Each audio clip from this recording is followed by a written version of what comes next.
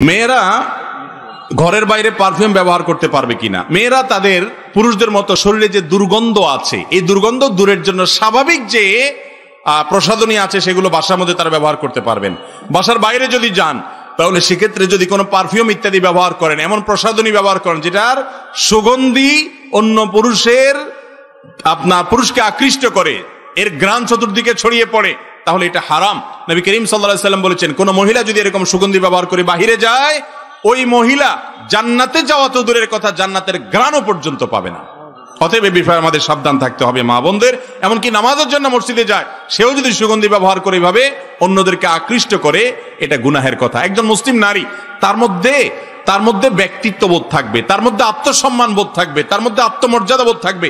আমাকে নিয়ে অন্য পুরুষরা বাজে চিন্তা করবে, মনে মনে আমাকে রেপ করবে, আমাকে নিয়ে সে কল্পনার জগতে অপকর্মে লিপ্ত হবে, এটা কোনো মুসলমান নারী করতে দিতে পারে?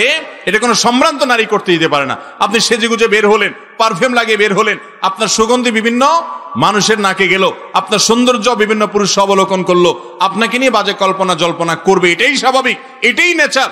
তাহলে এটা কখনো আপনার সম্মানের সাথে যেতে পারে